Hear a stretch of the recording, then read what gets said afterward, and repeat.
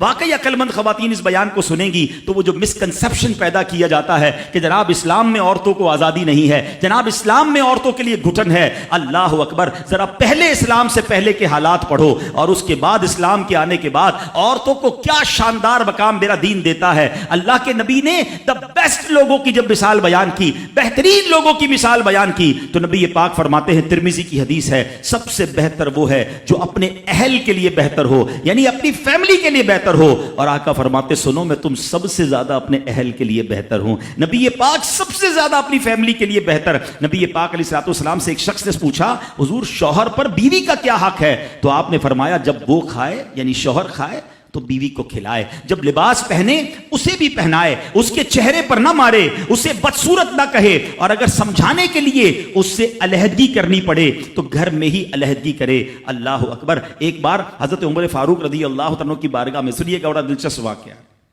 سیدنا عمر فاروق کا کتنا بڑا نام ہے، آپ کے جلال کی، آپ کی عدالت کی مثالیں دی جاتی ہیں، بڑے بڑے لوگ آپ کے سامنے تھر تھر کانپتے تھے۔ آپ کا گھر میں انداز کیا تھا کہ ایک شخص آیا کہ میں حضرت عمر کے پاس جاؤں اور بتاؤں میری بیوی جو ہے مجھ سے اس طرح بات کرتی ہے، اور میرا وہ انداز نہیں ہوتا جو شوہر کے سامنے ہونا چاہیے، ہوتا ہے گھروں میں ہو جاتا ہے۔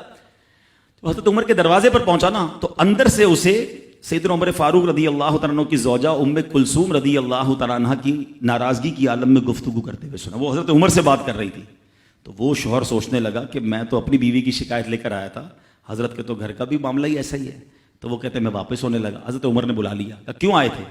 تو کہا کہ میں تو حضرت اپنی بیوی کی شکایت کرنے آیا تھا، مگر میں آپ کے دروازے پر آیا، آپ کا بھی معاملہ ہی ایسا ہی ہے، تو میں سمجھ گیا ہم دونوں ایک ہی معاملے میں ہی ہیں۔ اب حضرت عمر نے جو ان کی تربیت فرمائی نا، آپ نے فرمایا میری بیوی کے مجھ پر چند رائٹس ہیں، چند حقوق ہیں، مجھے اس سے چند فائدے حاصل ہوتے ہیں جس کی بنا پر میں اس سے درگزر کرتا ہوں۔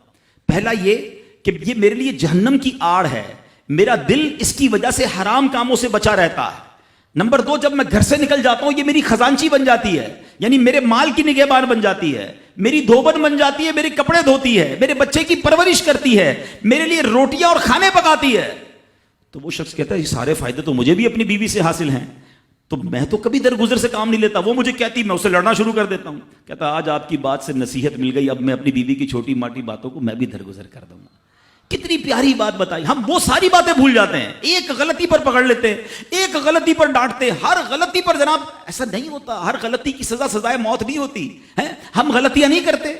اگر جس طرح ہم اپنی بیوی کو اور غلطی پر ڈانٹتے وہ ڈانٹنا شروع کر دے پھر کیا حال ہوگا؟ تو ایسا نہ کرے، وہ بھی دل رکھتی ہے، ہم نے کسی انسان سے شادی کی ہے، کمپیوٹر سے نہیں کی، ٹھیک ہے نا؟ تو کمپیوٹر بھی آج کل وائرس آ جاتا ہے، تو وہ تو انسان ہے، غلطی ہو گئی کوئی بات نہیں۔ تو سبحان اللہ، اتنا پیارا مذہب ہے۔